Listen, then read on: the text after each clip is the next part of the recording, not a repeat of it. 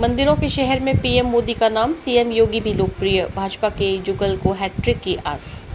रात के लगभग 1 बजे हैं और मां वैष्णो देवी के दरबार के लिए प्रसिद्ध कटड़ा शहर में रेलवे रोड पर चाय की दुकान पर प्रधानमंत्री नरेंद्र मोदी के भाषण की आवाज़ आ रही है। अंदर जाकर देखा तो एक शख्स मोबाइल पर उधमपुर में 12 अप्रैल को हुई पीएम की रैली की रिकॉर्डिंग सुन रहा है। बात शुरू करने के लिए कुछ पूछा तो सवाल वापस दागा गया। आप कौन हैं, कहां से हैं, ये सवाल क्यों पूछ रहे हैं। इस अंदाज में शुरू हुई लगभग 1 घंटे की चुनावी चर्चा इस बात पर खत्म हुई कि पीएम मोदी के चेहरे पर ही स्थानीय प्रत्याशियों को वोट मिलेंगे और विपक्ष में अभी उनके कद का कोई नेता नहीं है। बातचीत के दौरान पता चला कि यहाँ के लोगों में यूपी के सीएम योगी आदित्यनाथ की लोकप्रियता भी खूब चर्चा होती है।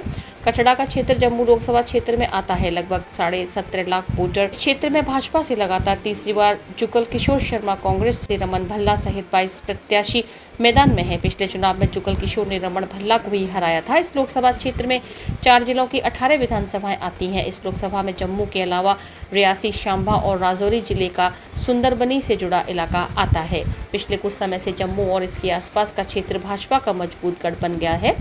यहाँ प्रधानमंत्री मोदी की लोकप्रियता स्थानीय सांसद से हुई नाखुशी को कम कर देती है। क्षेत्र में पंजाबी समुदाय की स्थिति भी मजबूत है। ऐसे में कांग्रेस के रमन भल्ला लगातार दूसरी बार जुगल किशोर के सामने चुनौती पेश कर रहे हैं। हालांकि स्थानीय जानकारों का मानना है कि पहाड़ों से घिरे इलाकों में यह चुनौती भी किसी पहाड़ से कम नहीं है। कांग्रेस राज्य में चुनाव न होने से विकास की अटकलों को मुद्दा बना रही है, तो भाजपाइयों का कहना है कि वे केंद्र ने इस क्षेत्र के विकास के लिए खजाना खोला है। सड़कों पर सबसे ज्यादा काम हुआ है।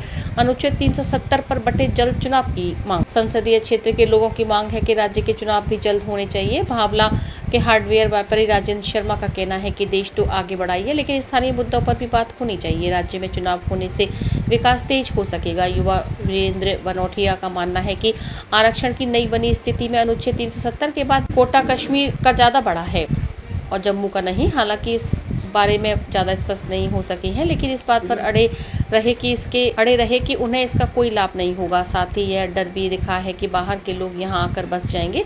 रियासी के विनय ऐसा नहीं मानते हैं। कहते हैं कुछ लोग भविष्य की बड़ी तस्वीरें नहीं देख रहे हैं, छोटे लालच और कुछ लोगों के बहकावे में आकर ऐसा कर रहे हैं। उनका मानना है कि अब खुला माहौल होने के कारण यहाँ पर उद्योग धंधे बढ़ेंगे।